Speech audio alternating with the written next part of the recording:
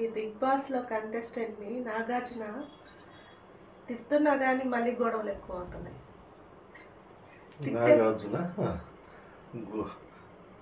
తిడుతుంటే గొడవలు ఎక్కువ అవుతున్నాయా? ఇది వారం వచ్చి ఇంతవరకు మీకు బిగ్ బాస్ కాన్సెప్టే తెలియలేదు. నాగార్జున తిడితే బిగ్ బాస్ వాళ్ళు అయిపోయింది. అసలు బిగ్ బాస్ కాన్సెప్ట్ ఏంటి? బిగ్ బాస్లోకి వచ్చిన వాళ్ళు కప్పు కొట్టాలని వస్తారు, లేదంటే ఎక్కువ వారాలు ఉండాలని ప్రయత్నిస్తారు. ఎక్కువ వారాలు ఉండాలంటే ఏం చేయాలి? జనాలు ఓట్లు వేయాలి. అవునా? ఓట్లు వేయాలంటే ఏం చేయాలి? వాళ్ళు మెప్పించాలా? అంటే నేను మంచివాడిని. ఆ ప్రయాణంలో గొడవలు మొదలవుతాయి. గొడవలు ఎక్కడ మొదలవుతాయి? ఫుడ్ కాడ మొదలవుతాయి, గేమ్స్ ఆడే కాడ మొదలవుతాయి. అన్నిటికన్నా ఎక్కువ ఏంటంటే నామినేషన్ వేసే దగ్గర బాగా ఎక్కువ అవుతాయి. ఈ భాగవతం మొత్తం 3 నెలలు జరిగేది. అవునా? అది అట్లా చూద్దాం. నాగార్జున కాన్సెప్ట్ ఏంటి?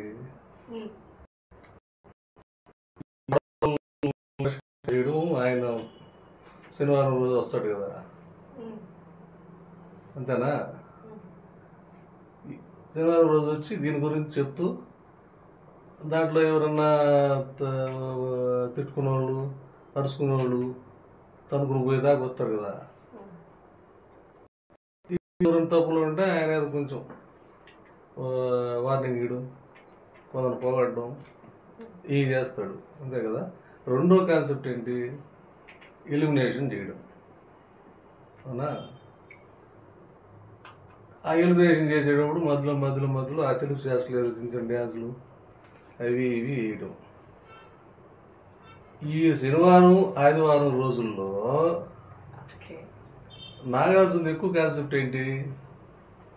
లోపల జరిగిన గొడవల గురించి మాట్లాడటమే కదా ఎక్కువ.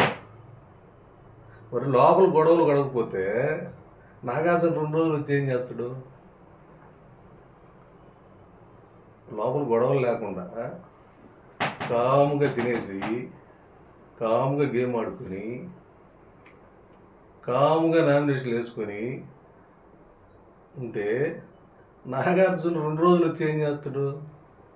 ఆదివారం 1 రోజు వచ్చి ఎలిమినేషన్ చేసేసిపోతే చూస్తారు జనాలు. నువ్వు చూస్తానే కానీ ఇంకొకరు కానీ జనాలు ఎవరన్నా చూస్తారా?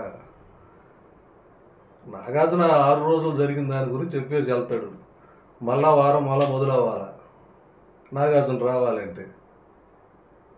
వీళ్ళు కాముగా బిగ్ బాస్లో కూర్చొని ఉంటే నాగార్జున 1 రోజు వచ్చిపోతే జనాలు ఎవరు చూస్తారు? బిగ్ బాస్ ఏం నిలుస్తుంది? దీన్ని బట్టి ఏమర్థమైంది? బిగ్ బాస్ కాన్సెప్టే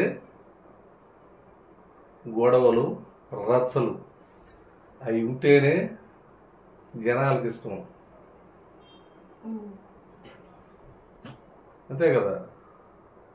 మరి నాగార్జున చెప్తే వాళ్ళు కాము అయిపోయేది ఏంది? కూల్గా ఉంటారు లోపల. కూల్గా ఉంటే బిగ్ బాస్ కూడా క్లోజ్ చేసుకొని పోవాలి. అందుకే కదా ఈ సంవత్సరం ఫస్ట్